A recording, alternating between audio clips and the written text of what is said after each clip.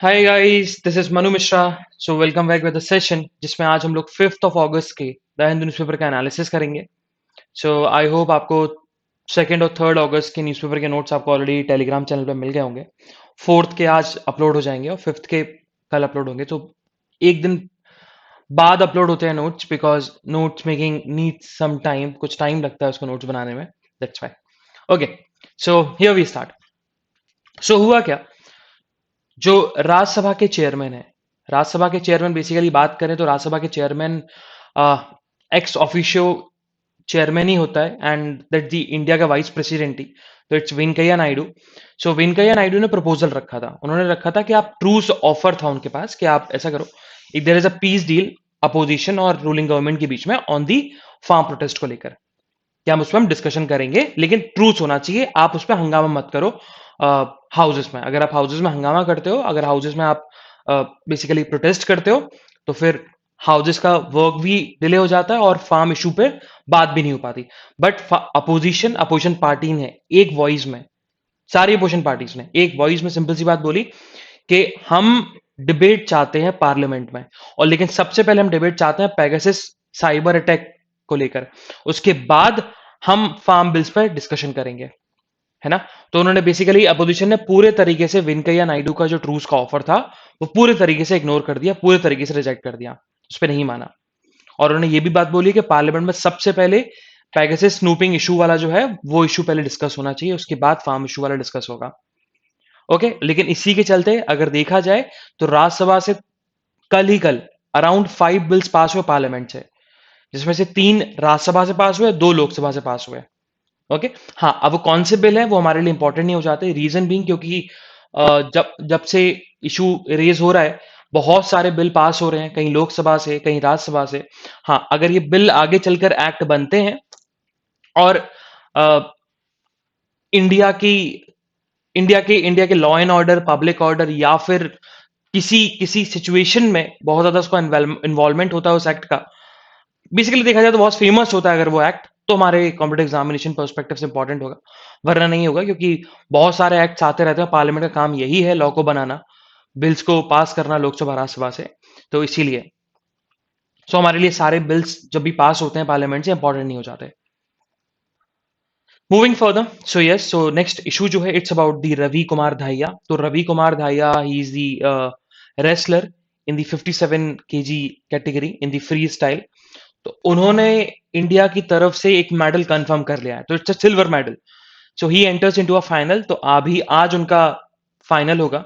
Let's see कि वो silver पर ही रहते हैं या गोल्ड मेडल जीतते हैं। सो धाइया स्टोम इनटू द फाइनल, और इंडिया को एक और मेडल अश्योर हो गया। तो इंडिया की बात की जाए तो इंडिया के टोटल 4 मेडल्स हो चुके हैं।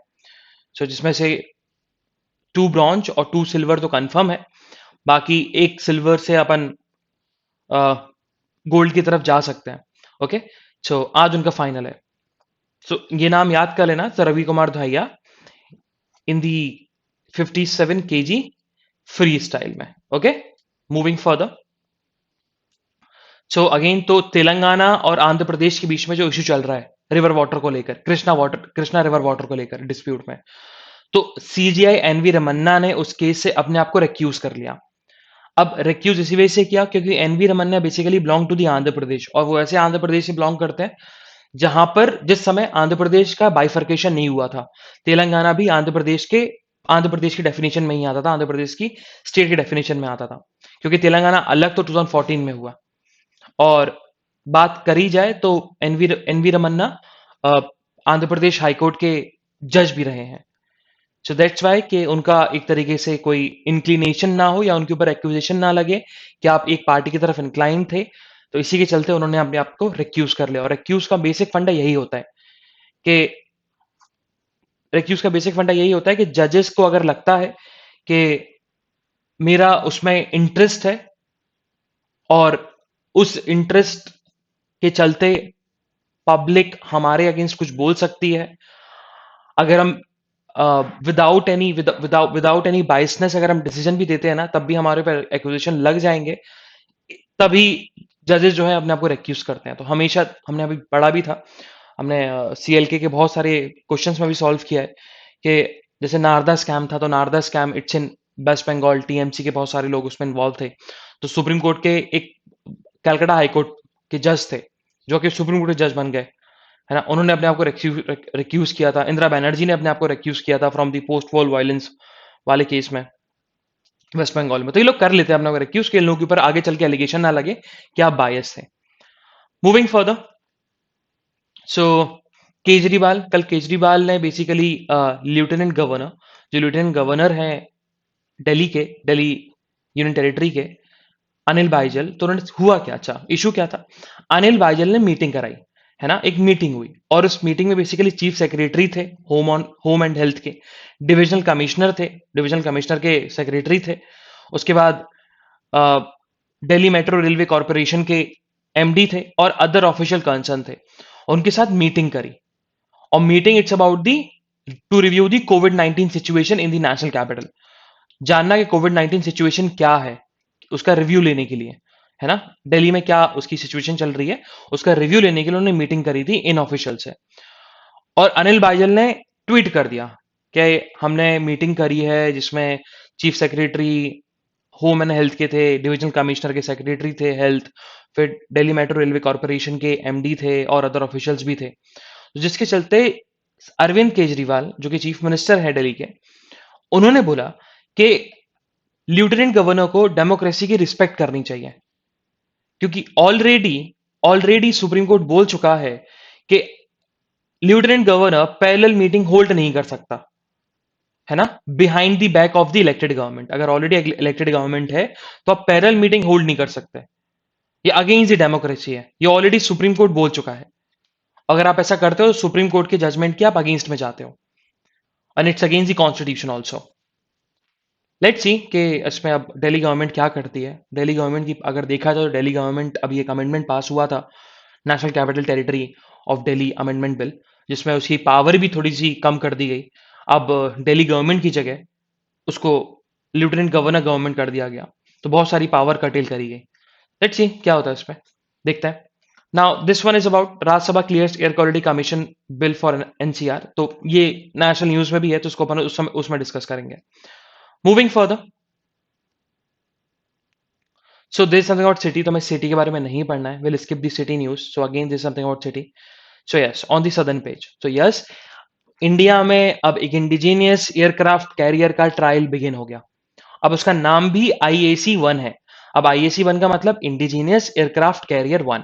अच्छा, एयरक्राफ्ट कैरियर बेसिकली अगर किसी ने मूवी देखी होगी, सो battle ground, I am just forgetting the name of the movie, it's battle ground और समथिंग एल्स, जहां पर ऐसी शिप जहां पर प्लेन्स भी लैंड कर जाएं, एयरक्राफ्ट भी लैंड कर जाएं, एयरक्राफ्ट फ्लाई भी कर जाएं।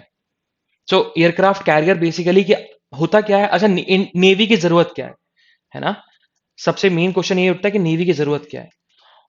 अगर हम बात करते हैं आर्मी की, तो army is on the land. अगर मान के चलो मुझे अटैक करने जाना है, इंडिया को अटैक करने जाना है साउथ साउथ अफ्रीका, तो आर्मी कैसे जाएगा?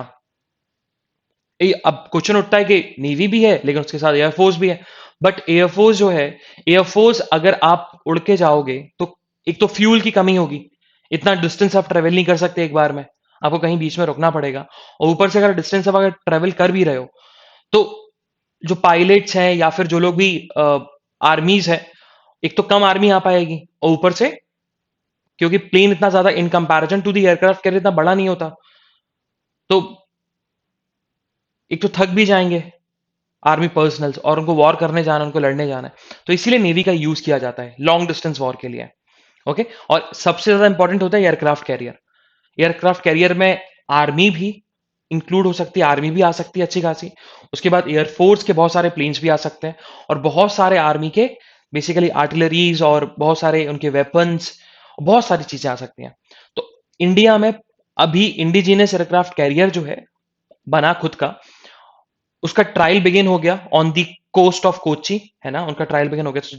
लेट्स सी द फोटो, ये फोटो है, ये ऐसे ही होता है एयरक्राफ्ट कैरियर, ये देख रहे हो ना ये चीज, ये बेसिकली पाथ होता है जिससे अगर हम बात करें तो जहां पर एयरप्लेन लैंड करता है, और एक रोड, अब I am just forgetting the term right now, उसको बोलते क्या है, जहां से टेक ऑफ करते हैं। ओके, सो ये वो है, और बहुत बड़ी होती है एयरक्राफ्ट कैरियर। ओके, सो अगर हम बात करें तो इंडिया में, हाँ, इंडिया में अभी भी एयरक्राफ्ट कैरियर एग्जिस्ट करती है। दैट इज, इंडिया में भी एक ही aircraft carrier, that is INS Vikramaditya. Okay, INS Vikramaditya, it's only aircraft carrier जो कि नेवी ऑपरेट करती है। और अभी जो इंडिजीनियस है उसका भी ट्रायल चल रहा है। अगर ट्रायल सक्सेसफुल होता है तो इंडिया में 2 एयरक्राफ्ट कैरियर हो जाएंगे। So first one is INS Vikramaditya and the second one is indigenous aircraft carrier 1। And the most important thing is, इसको बनाया किसने, तो it's Cochin shipyard limited. Okay, it's build by the Cochin shipyard limited, इतना याद रखना। Moving further, सो Kerala high court ने basically rape की definition को थोड़ा एक्सपेंड कर दिया, है ना। अच्छा, रेप की हम बात करें तो रेप बेसिकली, रेप की डेफिनेशन जो है वो सेक्शन 375 ऑफ दी आईपीसी में मेंशन्ड है। और अब हुआ क्या, क्योंकि रेप की हम बात करें तो रेप की डेफिनेशन जो आईपीसी में दे रखी है, इट्स अबाउट दी पेनिट्रेशन, कि अगर आप कोई भी चीज पेनिट्रेट करते हो वुमेन के वेजाइना में, वुमेन के प्राइवेट पार्ट्स में, तो वो रेप की डेफिनेशन में आएगा। बट केरला हाईकोर्ट ने सिंपल सी बात बोली कि अगर आप वुमेन की थाइस को भी टच करते हो, ओके, वुमेन की थाइस को भी टच करते हो, तो वो भी रेप की डेफिनेशन में आने वाला है। अगर आप कोई सेक्सुअल असॉल्ट, ये दिया हुआ है including sexual assault committed between the thighs of the victim, तो दैट इज रेप, वो रेप की डेफिनेशन में आएगा। Moving further, so we directly move to the editorial page. तो एडिटोरियल पेज में हम देखेंगे तो आज हमारे 3 एडिटोरियल इंपॉर्टेंट है। तो फर्स्ट वन, तो हमारे जो वाइस प्रेसिडेंट है उन्होंने लिखा है, तो हम वो डिस्कस करेंगे। तो it's about the language ladder for an education road block, इसको अपन डिस्कस करने वाले हैं। द सेकंड इशू, इसका अपन ओवरव्यू लेंगे, तो over the border line, it's about the Assam and Mizoram issue, इसको अपन डिस्कस करेंगे। एंड द थर्ड एडिटोरियल जो हम डिस्कस करने वाले हैं, it's about the no fundamental right to strike. तो स्ट्राइक के ऊपर है, फंडामेंटल राइट के ऊपर है, और 2 केसेस भी हैं, तो इसको अपन डिस्कस करेंगे। Okay, now we move to the first editorial, that is the a language ladder for an educational roadblock, and this is basically written by the India's vice president, that is M Venkaiah Naidu। और India के vice president जो हैं वही basically x officio chairman होते हैं राज्यसभा के, इतना इतना याद रखना। अभी हुआ क्या, अभी एक रीसेंट डिसीजन लिया गया, और रीसेंट डिसीजन लिया किसने, 14 इंजीनियरिंग कॉलेजेस ने। और 14 engineering college basically they are situated in across 8 state. और उन्होंने बोला है कि हम कोर्स जो है वो कोर्स रीजनल लैंग्वेज में भी प्रोवाइड करेंगे इन दी सिलेक्ट ब्रांचेस, है ना। तो there are 14 engineering college in and around 8 states. उन्होंने ऑफर किया है कि हमारे जो कोर्सेज हैं वो हम रीजनल लैंग्वेज में भी इम्पार्ट करेंगे in this academic year, in this new academic year. और उसी चीज को एन वेंकैया नायडू ने बोला कि this is a historic movement in the academic landscape of the country. ये इंडिया के एकेडमिक हिस्ट्री में ये बहुत बड़ा हिस्टोरिकल मूवमेंट है, बहुत बड़ा हिस्टोरिकल मूवमेंट है। और हम चाहते हैं कि फ्यूचर में और भी चीजें इसको सक्सीड करें, मतलब और भी इंजीनियरिंग कॉलेजेस और भी अदर कॉलेजेस इस पाथ को फॉलो करें। अब हुआ क्या, ऐसा ऐसा क्यों, ऐसा क्या हो रहा है कि रीजनल लैंग्वेज बहुत ज्यादा इंपॉर्टेंस रखने लगे अभी, देखें। सो शोइंग अवे, इसमें अपन डिस्कस करेंगे। हुआ क्या, अभी all India council for technical education, तो बात करें तो all India council for technical education जैसे बार काउंसिल ऑफ इंडिया होता है ना, सारे लॉ के कॉलेजेस और सारी चीजें देखता है, तो वैसे ही इंजीनियरिंग में there is also a body, जो that is council, all India council for technical education, जो कि कोर्स डिसाइड करता है बीटेक का, एमटेक का, इन सारी चीजों का। उसने बोला कि बीटेक के कोर्सेज जो हैं, बीटेक के प्रोग्राम जो होते हैं, बैचलर इन टेक्नोलॉजी, उनके प्रोग्राम जो है वो हम 11 नेटिव लैंग्वेजेस में इम्पार्ट करेंगे। और ये बात न्यू एजुकेशन पॉलिसी में लिखी हुई थी। न्यू एजुकेशन पॉलिसी जो है, मतलब जो कि 1 साल हो गया उसको, 2020 में आई थी। उसका कहना था कि जो हायर एजुकेशन है, specially engineering education, medical education, law की एजुकेशन, तो ये सारी एजुकेशन ना रीजनल लैंग्वेज में इम्पार्ट करनी चाहिए। अब उसके एडवांटेज समझ में आएंगे, उसका एडवांटेज है क्या, है ना, वही बोला गया था। फिर आगे बताया भी गया कि कौन कौन से 11 लैंग्वेजेस हैं। 11 नेटिव लैंग्वेजेस हैं, जैसे हिंदी, मराठी, तमिल, तेलुगु, कन्नड़ा, गुजराती, मलयालम, बंगाली, असमी, पंजाबी और उड़िया, है ना। तो एआईसीटी ने, all India council of technical education ने परमिशन दे दी है कि बीटेक के प्रोग्राम 11 नेटिव लैंग्वेजेस में भी ट्यून हो सकते हैं, आ सकते हैं, जो कि नेशनल एजुकेशन पॉलिसी में बात भी हुई थी, न्यू एजुकेशन पॉलिसी में बात भी हुई थी। अब प्राइम मिनिस्टर ने इस चीज को एड्रेस किया था, है ना? जब प्राइम मिनिस्टर नरेंद्र मोदी जब एड्रेस कर रहे थे the first anniversary of the national education policy, तो उन्होंने बोला था कि ये जो मूव लिया गया by the engineering colleges, by the 14 engineering colleges, ये बहुत अच्छा मूव है और ये हमारी नेशनल एजुकेशन पॉलिसी को बहुत ज्यादा स्ट्रेंथन करेगा और हम उस हम उस पाथ की तरफ चल रहे हैं जो पाथ हमने बनाया है, जो पॉलिसी हमने बनाई है। अब उन्होंने एक चीज बताई कि रीजनल लैंग्वेज का या हम मदर टंग का कितना इंपॉर्टेंस रखता है, क्योंकि mother tongue is a medium of instruction starting से ही। जैसे कि हम जब बॉर्न हुए थे तो हमारी जो मदर टंग थी, मतलब जो हमारी मम्मी पापा घर में जो लैंग्वेजेस बोलते थे वही हमने सबसे पहले सीखी, है ना? तो बहुत ज्यादा इंपॉर्टेंट हो जाता है और बच्चों के माइंड में और इजीली सबसे आसान तरीके से अगर कोई चीज समझनी है तो मदर टंग में समझ में आती है, ना कि इंग्लिश में। लेकिन हमारे हमारे यहाँ का कल्चर ऐसा हो गया, हमारे यहाँ के पेरेंट्स ऐसा हो गया कि ज्यादा फोकस इंग्लिश पे करते हैं, वो कॉन्सेप्ट पे फोकस नहीं करते। अगर वो चाहते भी हैं कॉन्सेप्ट समझना है तो आप इंग्लिश में समझो, आप रीजनल लैंग्वेज में मत समझो। और इसी चीज को चेंज करना चाहते हैं अभी की government by the national education policy. और इससे ज्यादा प्रॉब्लम जो है ना, सबसे ज्यादा प्रॉब्लम्स होती है किन लोगों को, जो कि पुअर फैमिली से आते हैं, पुअर फैमिली से आते हैं, रूरल फैमिली से आते हैं, ट्राइबल बैकग्राउंड से आते हैं। बिकॉज उन्होंने कभी इंग्लिश सीखी ही नहीं, या उनके पास कभी अ, ऐसा कोई उनके पास वही नहीं था, इन्वायरमेंट ही नहीं था कि इंग्लिश सीख पाए वो, है ना? तो उनके पास अगर एक ही चीज है, एक ही लैंग्वेज है, that mode one mod of communication, that is mother tongue.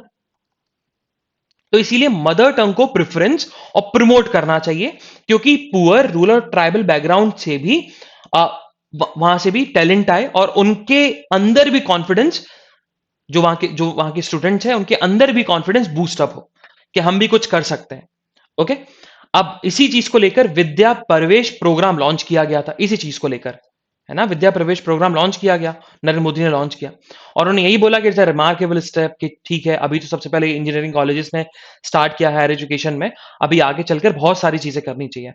अभी क्या हुआ था, all India council for technical education ने इन दी मंथ ऑफ फेब्रवरी इसी साल सर्वे कंडक्ट कराया और सर्वे में ओवर अराउंड 83,000 स्टूडेंट थे और उन 83,000 स्टूडेंट में से 44% ऑफ द स्टूडेंट्स उन्होंने फेवर किया कि इंजीनियरिंग की स्टडीज जो है वो मदर टंग में होनी चाहिए, है ना? क्योंकि technical education is a critical in nature, तो इसीलिए समझने में आसानी हमें मदर टंग में होगी और सबसे ज्यादा हम समझ तो लेंगे और समझने के बाद हम उस चीज को इंप्लीमेंट भी कर सकते हैं प्रैक्टिकल सिचुएशन में, अगर हम मदर टंग में चीजें सीखते हैं।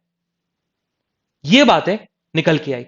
फिर आगे ऑथर ने यही लिखा है, एन वेंकैया नायडू ने सिंपल सी बात लिखी है कि नेशनल एजुकेशन पॉलिसी 2020 जो है it's a very progressive and visionary policy, और वो सिर्फ फोकस नहीं करेगी तुम्हारे हायर एजुकेशन को इन द रीजनल लैंग्वेज, बल्कि और भी चीजों में है।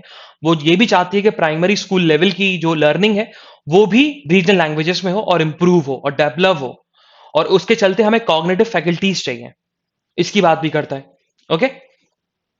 अब आगे बताया गया कि यूनेस्को की रिपोर्ट भी आई और अदर ऑर्गेनाइजेशन की रिपोर्ट भी आई कि हमेशा से रिपोर्ट रही है कि अगर कोई बच्चा, कोई भी स्टूडेंट हो, चाहे बच्चा है, चाहे प्राइमरी एजुकेशन की बात करें, चाहे हम सेकेंडरी एजुकेशन की बात करें, चाहे हायर सेकेंडरी एजुकेशन की बात करें, चाहे हम हायर लेवल हायर एजुकेशन की बात करें, तो बच्चों के अंदर सेल्फ आइडेंटिटी और सेल्फ एस्टीम अगर बिल्ट होता है ना, तो वो मदर टंग से होता है, ना कि इंग्लिश से होता है। लेकिन हमारे यहाँ के जो पेरेंट्स हैं वो बस प्राइमेसी देते हैं किसको, इंग्लिश को, जिसके चलते जो चाइल्ड है वो अपनी मदर टंग को भूल जाता है, और या तो मदर टंग को भूल जाता है या तो वो सेकंड और उसकी थर्ड लैंग्वेज बन जाती है स्कूल्स में।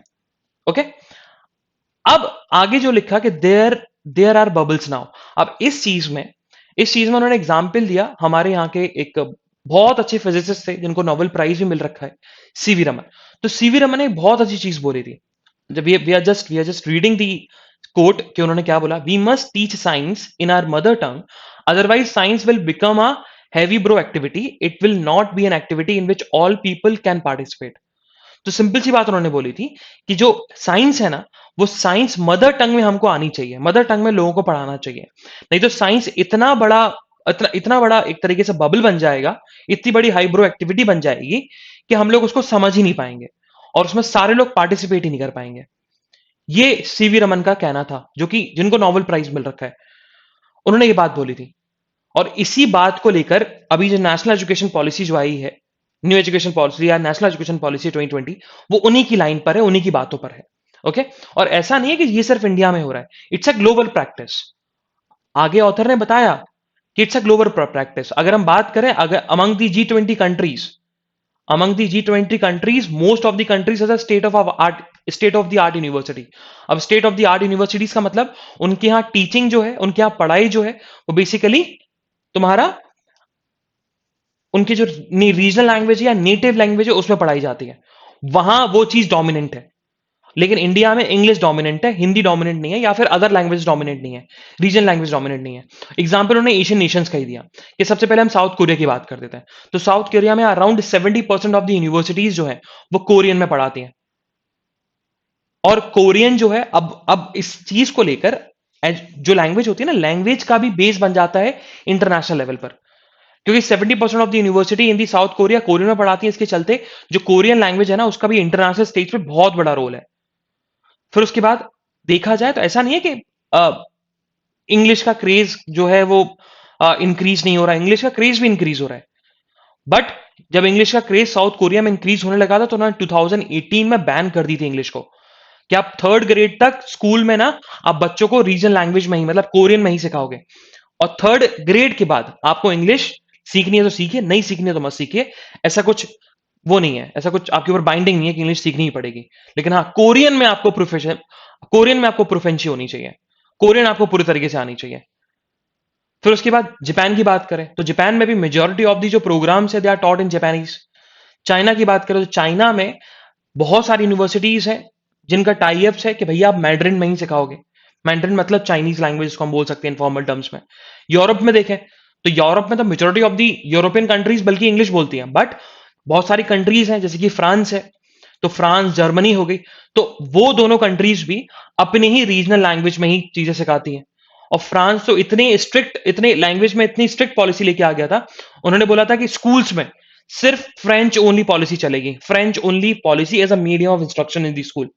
इतने एक्सटेंट तक चला गया था वो, इतनी स्ट्रिक्ट पॉलिसी बना दी थी। और जर्मनी में तो मास्टर डिग्री भी 80% of the universities master degree वो जर्मन लैंग्वेज में सिखाई जाती है, टॉट करी जाती है। तो ऐसा नहीं है कि सिर्फ ये सब इंडिया में हो रही है चीज। ऑथर का कहना है इट्स अ ग्लोबल प्रैक्टिस। सब अपनी लैंग्वेज को बेसिकली इंटरनेशनल लैंग्वेज बनाना चाहते हैं। और इंडिया के पास देखा जाए तो इंडिया का पॉपुलेशन ज्यादा है, क्योंकि लैंग्वेज का फर्क जो है वो पॉपुलेशन से पड़ता है। इंग्लिश फेमस क्यों है? क्योंकि majority of the population speak English.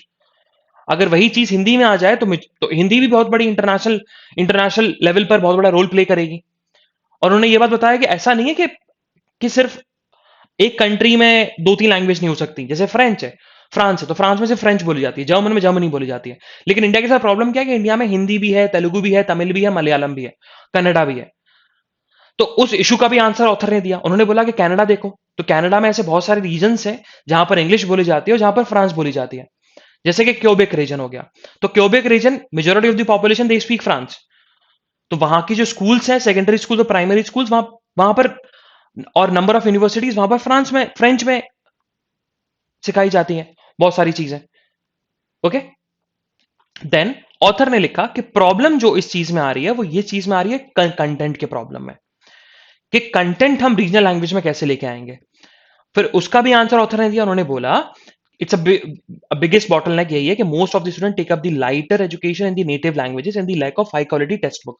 क्योंकि टेक्स्ट बुक्स नहीं है हमारे पास, मतलब कंटेंट नहीं है। कंटेंट अगर होता हमारे रीजनल लैंग्वेज में फिर तो क्या ही बात थी, बाकी तो सारी चीजें ऑलरेडी इंप्रूव हो रही हैं। नाउ आगे उन्होंने लिखा बिल्ड ऑन इनिशिएटिव्स। तो आगे ऑथर ने इस चीज में जो कि हमारे अ, हमारे हमारे इस एडिटोरियल के पर्सपेक्टिव से इंपॉर्टेंट है, बस यही है कि all India council for technical education और आईआईटी मद्रास ने बेसिकली टाई अप किया है, कोलैबोरेशन किया है। और उन्होंने बोला है कि हम स्वयं, अब स्वयं is a portal, is a government portal जहां पर कोर्सेज मिलते हैं। तो स्वयं के जो कोर्सेज हैं, टेक्निकल कोर्सेज हैं, वो रीजनल लैंग्वेज में ही मिलेंगे, like in Tamil, Telugu, Kannada, Bengali, Marathi, Malayalam, Gujarati. So it's a great initiative, और it's a major boost for the engineering students, those who from the poor background or rural background or tribal background, जिनको English में proficiency नहीं है, तो उनके लिए इजी हो जाएगा रीजनल लैंग्वेज में चीजों को समझना। ओके। देन बाद में लिखा गया नॉन एक्सक्लूसिबिलिटी। तो ऑथर ने ये बताया कि हम ये नहीं चाहते, हम ये नहीं चाहते कि हम कोई कंपटीशन नहीं चाहते मदर टंग वर्सेस इंग्लिश, हम ये चाहते हैं mother tongue plus English approach चाहते हैं कि आपको इंग्लिश आए अच्छी बात है, लेकिन मदर टंग भी आनी चाहिए। हम कंपटीशन नहीं चाहते कि there should be a competition between the mother tongue and English. हम चाहते हैं कि मदर टंग प्लस इंग्लिश होनी चाहिए, अप्रोच होनी चाहिए। ओके, हमारा ऐसा कोई फंडा नहीं है कि हम इंग्लिश को हटाना चाहते हैं, इंग्लिश से हम जलते हैं। हमारा मेन कॉन्सेप्ट है कि आप मदर टंग सीखो, और इंग्लिश तो फिर आप सीख ही लोगे, या फिर सीखो नहीं सीखो वो आपके ऊपर है, लेकिन आप रीजनल लैंग्वेज में या मदर टंग में प्रोफेशनल रहो। So this is the editorial. It's a very interesting editorial and it's about the education. So just read it. Very, very interesting editorial. Now the second editorial is about the over the border line. अच्छा, इसका अपन overview लेने वाले हैं। तो इस पे मैंने कल नोट्स में इस इशू को डिस्कस भी किया था। नोट्स में मैंने बताया भी था कि असम और मिजोरम का जो इशू है वो इतना इतना बड़ा क्यों बन गया, इतना बॉर्डर इशू है क्या? क्योंकि अगर हम बात करें तो असम और मिजोरम इट्स अराउंड 164 किलोमीटर का बॉर्डर टच होता है। एंड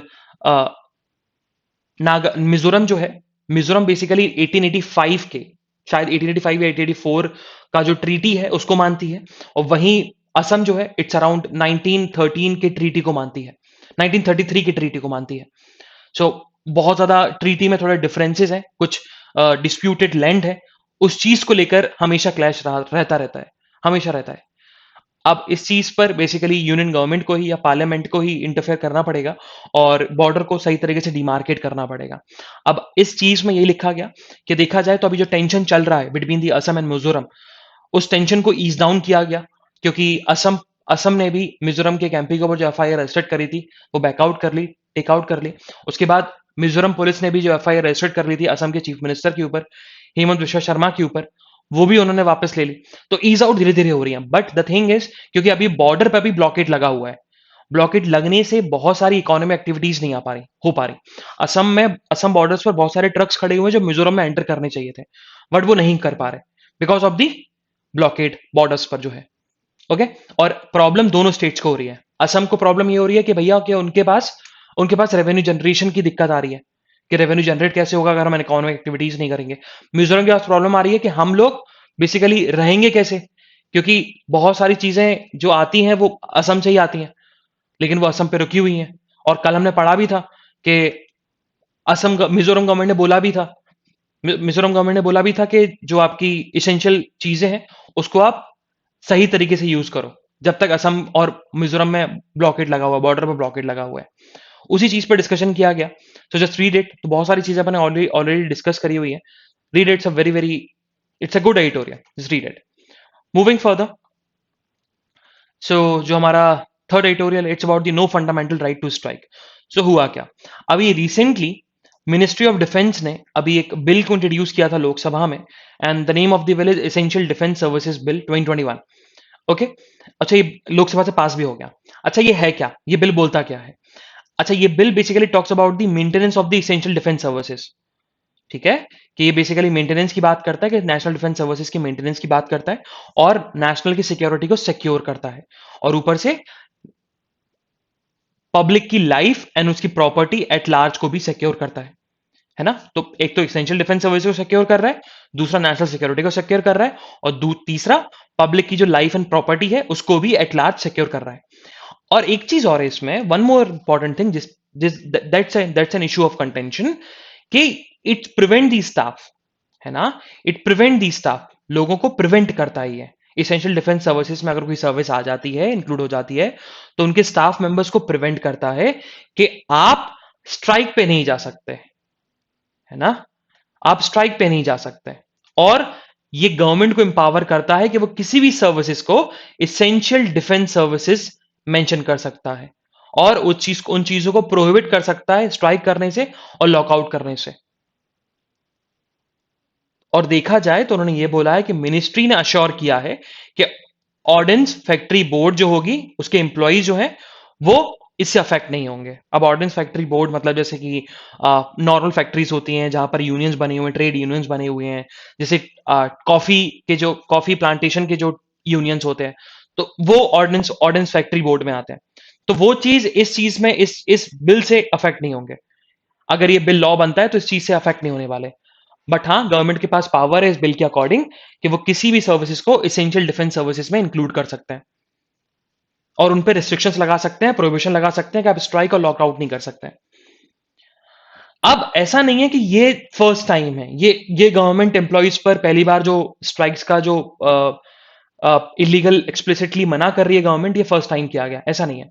पहले भी एक रूल्स आए थे, मध्य प्रदेश के ही रूल्स है, मध्य प्रदेश एंड छत्तीसगढ़ अभी इंक्लूड हो गया क्योंकि 2000 में ही मध्य प्रदेश छत्तीसगढ़ अलग हुए। 1965 में जब रूल्स आए थे तो मध्य प्रदेश छत्तीसगढ़ एक ही स्टेट हुआ करते थे। सो दोनों स्टेट में एप्लीकेबल है, तो it's Madhya Pradesh and Chhattisgarh civil services rules 1965। ये बेसिकली प्रोहिबिट्स करता है कि गवर्नमेंट सर्वेंट जो है वो स्ट्राइक्स नहीं कर सकते, है ना। अगर स्ट्राइक करते हैं तो हम मानेंगे कि वो अनऑथोराइज्ड एब्सेंस पे गए हैं। अगर वो जाते हैं, एक तो पहली बात ये रूल्स बोलते हैं कि government servants they can not demonstrate, prohibit उन ये रूल जो है प्रोहिबिट करते डेमोन्स्ट्रेशंस को और स्ट्राइक्स को। लेकिन अगर जाते हैं तो फिर हम ये मान के चलेंगे दैट्स अ अनऑथोराइज्ड एब्सेंस, जितने समय के लिए जितने ड्यूरेशन के लिए वो स्ट्राइक में गए थे, इन्होंने बोल दिया था। नाउ इंडिया के हम कॉन्स्टिट्यूशन की बात करें तो इंडिया के कॉन्स्टिट्यूशन का जो आर्टिकल 33 है, 33 of the Indian constitution, which basically give power to the parliament कि by a law they can restrict and abrogate the right of the members of the arm forces, है ना। Article 33 of the Indian constitution basically power देता है parliament को कि वो law बनाने के बाद बेसिकली आर्म फोर्सेस जो होती हैं या फिर जो फोर्सेस जो कि आई है for the maintenance of the public, for the public order, उन पर रिस्ट्रिक्शंस लगा सकती है, उनके राइट्स पर एब्रोगेशन लगा सकती है, इवन द फंडामेंटल राइट्स। और उसमें आपका रिस्ट्रिक्शन आर्टिकल 19 क्लॉज 4 का भी लगा हुआ है। ओके, एन आर्टिकल 19 क्लॉज 4 का मतलब टू फॉर्म एन एसोसिएशन। हाँ, to form an association is also restricted, मतलब लग सकते हैं। आर्टिकल 33 ये पावर देता है पार्लियामेंट को कि आप लॉ के थ्रू आर्म फोर्सेस या फिर ऐसी फोर्सेस जो पब्लिक ऑर्डर के लिए बनाई गई थी उन पे आप रिस्ट्रिक्शंस लगा सकते हो, fundamental, even the fundamental rights. और इंडिया और सुप्रीम कोर्ट में केस हुआ था, that is Delhi police and union of India in the year 1986। और उस चीज में बोला गया था कि ठीक है, उन्होंने बोला था कि उन्होंने अपहेल्ड किया था कि restriction to form an association by the members of non gazetted of police force after the police forces restrictions of right act 1966। उन्होंने सिंपल सी बात बोली थी कि भैया जो एक्ट है 1966 का एक्ट है, police force act 1966 and the amendment rules 1970 उसके जो है, जो कि बताते थे कि पुलिस जो है मतलब नॉन गेस्टेड ऑफिसर्स, पुलिस जो है वो इसेंशियल सर्विसेज में आती है, इसीलिए वो लोग एसोसिएशन फॉर्म नहीं कर सकते, उनके एसोसिएशन फॉर्म में रिस्ट्रिक्शंस लगी हुई है। और इस चीज को अपहेल्ड किया था सुप्रीम कोर्ट ने in the case of Delhi police versus union of India, Delhi police versus union of India. और उसके बाद एक और केस हुआ, that is T Rangarajan versus government of Tamil Nadu. और T Rangarajan versus government of Tamil Nadu में यह बोला था कि employees have no fundamental right to resort to the strike, कि एम्प्लॉइज के पास कोई फंडामेंटल राइट नहीं होता कि वो स्ट्राइक पे जाए। और एक बात और बोली गई थी ये वाले केस में, Delhi police versus union of India में एक बात और बोली गई थी, उन्होंने बोला था ठीक है चलो, तो right to form an association लोग मान भी लेते हैं फंडामेंटल राइट, बट रिकॉग्निशन करना ये फंडामेंटल राइट नहीं है कि हम उनके एसोसिएशन को रिकॉग्नाइज करें, ये कोई फंडामेंटल राइट नहीं होता। और उसके बाद टी के Rangarajan versus government of Tamil Nadu भी हुआ था 2003 में, और बोला था कि एम्प्लॉइज के पास कोई फंडामेंटल राइट नहीं है कि वो स्ट्राइक पे जाए। ये सिंपल सी बात उन्होंने क्लैरिफिकेशन दे दी थी। उसके बाद एक इशू डिस्कस हुआ, ग्रीवियंस रिड्रेसल। एक इशू है, ये 1947 का इशू है जिसमें गांधी जी भी इन्वॉल्व है ना। हुआ क्या था, एक पुलिस हवलदार थे, एक पुलिस हवलदार को कन्विक्ट किया गया था for the contempt of court के लिए by the sub divisional magistrate. Sub divisional officer जो थे गया के, उन्होंने एक हवलदार को कन्विक्ट किया था for the contempt of court के लिए। ओके, अब हुआ क्या, जब पुलिस पूरा इकट्ठी हो गई, उन्होंने एसोसिएशन बना लिया कि हम लोग अब स्ट्राइक पे जाएंगे और ये गलत है, ऐसा नहीं होना चाहिए हवलदार के अगेंस्ट, हवलदार ने कुछ गलत नहीं किया। फिर इस चीज में महात्मा गांधी भी इन्वॉल्व हुए, तो महात्मा गांधी ने सिंपल सी बात बोली थी।